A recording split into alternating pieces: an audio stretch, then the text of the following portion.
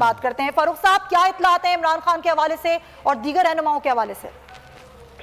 देखिए, काफी हमारे जो कंटेनर पे लोग थे उनको जो इत्तलात वहाँ से आ रही हैं वो जख्मी है।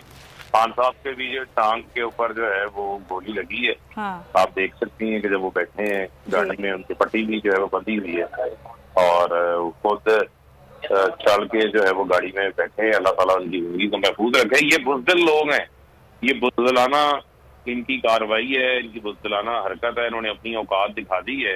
इन्होंने देखा है कि इमरान खान का इनकी जान को तो मुसलसल खतरात लाहक से, ये किसी से ढकी छुपी चीज तो नहीं है। और ये वही लोग हैं जिनको जो इमरान खान के मुखालिफिन हैं, जो बार बार आके प्रेस कॉन्फ्रेंस में कहते हैं कि इमरान खान का जो है वो सर कुचल देना चाहिए, इमरान खान को जो है वो रास्ते से हटा देना चाहिए, ये वो लोग इसके जिम्मेदारान हैं। और मैं समझता हूँ कि ये इस तहरीक का रास्ता जो है वो किसी सूरत नहीं रोक सकते।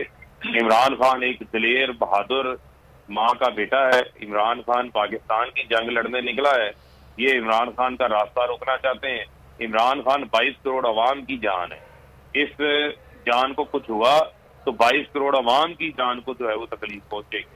तो फारूक हबीब साहब, अभी आपने कहा कि इमरान खान की टांग पर गोली लगी है। अपनी खैर में हाँ, टांग पर आपने कहा गोली लगी है तो उन्हें अस्पताल मुंतकिल किया गया है। मैं अभी बिल्कुल उनको जो हॉस्पिटल जो है वो उनको मुंतकिल किया गया है, वहाँ पर मूव किया गया है।